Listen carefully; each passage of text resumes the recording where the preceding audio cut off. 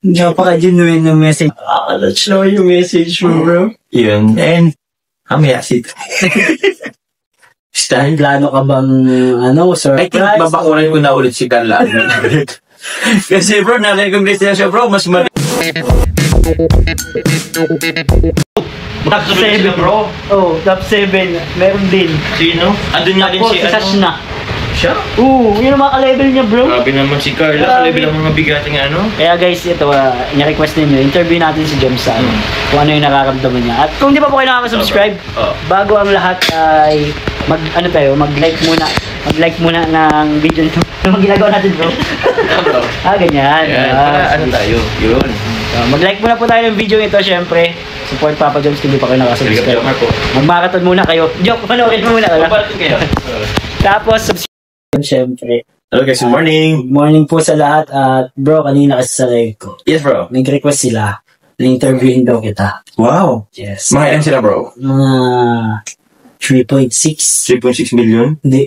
Ano? 3.6 lang talaga. 3.6? Joke lang. Kaya, Madami-dami rin sila, bro. Nasa 300 sila kaninang live viewers eh. At okay. alas lahat sila siguro mga 264 yung nag-request. Okay, madami din, bro. Madami, bro. Pero mga nag-PM pa na interviewin daw kita. Kasi nga, maugo nga ang balita ngayon. Ngayon lang. Pero hindi pa rin natin maunahan si Kuya Jens. Kasi nakagawa na siya ulit ng content. Okay, siyempre, parang ang hirap kasi nga. Unahan si Kuya Jens, bro? Kuya Jens, congrats. Ang bilis mong gumawa. Panoorin niyo po yung ni Kuya Jens upload. Pero ngayon, bro, ito, kasi nga, di naman natin may kakaila at maugaw na tinaguri ang top 6 most admired and beautiful uy, grabe vlogger in the Philippines. Grabe. Wala, congrats mo na natin si Carla. Yun, congratulations kay Carla. Congrats, Carla. For being top 6. Diba? I don't know. Top 7 ba yun, bro, yung dati? Nung nakaraan, top 7. Grabe. Nag-level up. Pero, 6th place. Oo, may isa siyang kumbaga may hakbang siya. Oo. Tumaas. Kaya congrats sa'yo, Carla. Ang buong Team Kalingap family ay super proud. Lalo na ako. Yes. Ay, lalo ako si Kalingap Rob. Oo naman. Yan. Salamat din kay Kalingap Rob, syempre. Gusto ko magpasalamat kasi as a proud kuya, dahil sa kanya ay nakilala si Carla bilang isang top 6. Top 6. Beautiful and admired vlogger. Ka-level niya, bro, Ivana. Tapos Donalyn Bartolome. Andun mga Sash na. Kasunod lang sila actually. Grabe. So, ibang-iba na guys si Carla. Na dati ay nasa Tarum lang. Titinda ng puto. Bro, ang laki na ng pinagbago.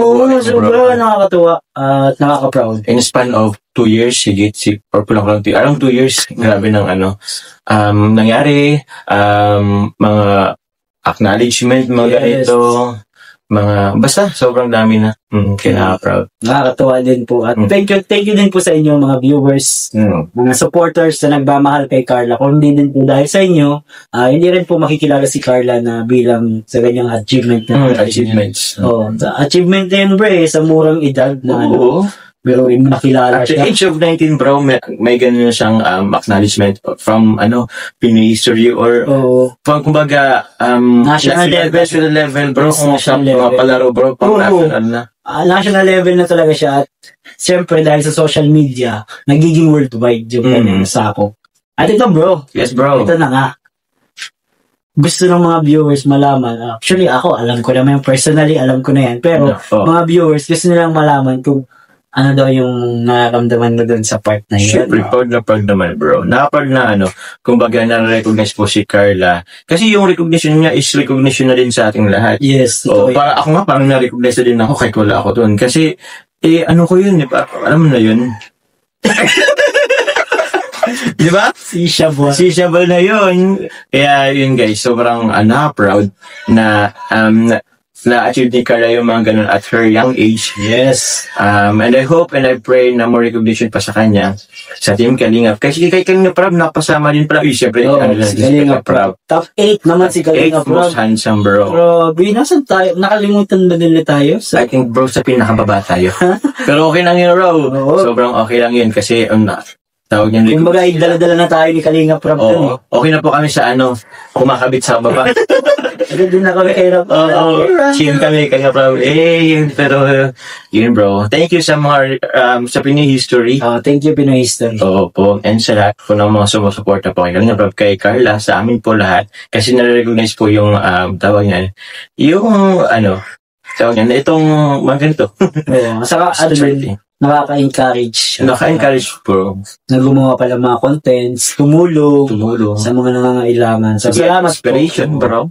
Yes, inspiration. Actually, yung mga ganyan, bro, inspiration siya. At the same time, lang, may parang, alam mo yung tipong meron silang, network, or so, medyo kahit pa paano may din yan, bro, obligation sila. Totoo yan. May responsibility kasi yung ganung So, I hope na continue na maging inspiration sa ibang tao, bro. Tama. So, grabe, no? Anong mo ngayon? Plano ka bang, surprise? I think, babakuran ko na ulit si Carla. Kasi, bro, na-recognize na siya, bro. Mas madami na, bro. Mas madami na naman yan umaalig-alig dyan. Oo, lalo sa bagong school niya, bro, sa Lako. Naku. Pero confident naman tayo. Saan abot na confident natin, bro? Tawag ka na, bro. Tutulungan kita. Ano ako, bro? Gabi-gabi tayo ng trim. Gabi-gabi ko si Tingkay. Tuya, tama si Tingkay. Pwede naman. Pero wag. Pero wag ka mag-alala, bro. Kasi, tingin ko naman si Carla ay, isa sa mga hinahangaan kay Carla is marunong siyang tumingin sa kanyang pinanggalingan. Oo, very humble. Bukod sa very humble siya. Talagang hindi niya nakakalimutan yung mga nakasama niya simula. Oh, yeah, bro. Siyempre, isa ka na din dun, bro. I thank you, bro. Isa na tayo dun. Dalawa na tayo, bro, sa mga dalawa na tayo. Kasi, sa mga nagano po kasi, kami po ni David ay isa lamang or dalawa lamang kami sa madam niyang Wala na po si David din. Siyempre po sa akin, matik naman na kasi, bro. Pero yun, bro, what I mean is that, huwag niyo man sanang, ang tawag niyan, iba si David.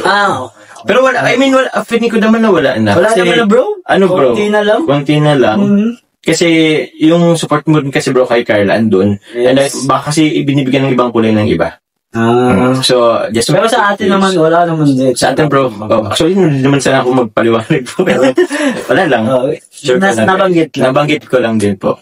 Kasi alam naman natin yung mga sumusuporta talaga is alam yung true story behind it. So, salamat din talaga din sa mga walang sawang nagsusupport kay Carla. Nakakausap nga namin siya ni Jomar.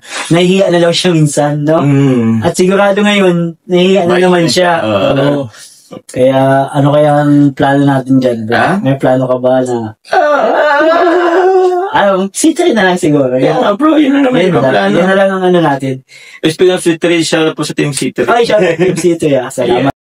Bro, masipag mag-marathon yung mga yung... Ay, thank you, bro. Thank you sa mga Team C3. Sobrang support niyo sa aming mga channel, sa mga team.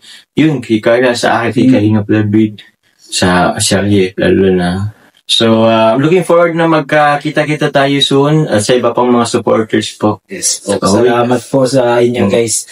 Saktong-sakto kasi kakatapos lang ng Jomcar vlog. Uy, bro. Tapos, ngayon naman ay may another celebration. Naman. Jomcar community. Napakalaki na ng Jomcar community, bro. Sobrang laki na. Sino ba yung mga na-recognize mo dyan ng mga Jomcar community? Madami, bro. Too many to mention. Pero JC23, sorry bro. Salamat po sa inyo. JCFL, Team Wig, sa lahat po. Team Wig, yun. JCJ, Team MJ, mga titas. So, alam na nila. Alam na po rin ninyo, pasensya po kung hindi man pumabagay, pero alam niyo po kung sino sila. Marami po kayo.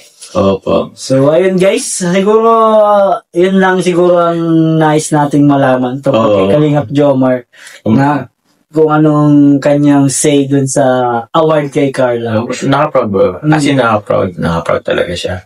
So, hopefully marami pang sa kanya. I-bless pa siya lahat. Tama. At saka, nagsisilbi din siyang blessing sa mga sa mga tao, like inspiration. Just continue to be humble. Kasi kung sino man pinapakumbaba, kung sino man makumbaba, siya yung inaangat nila.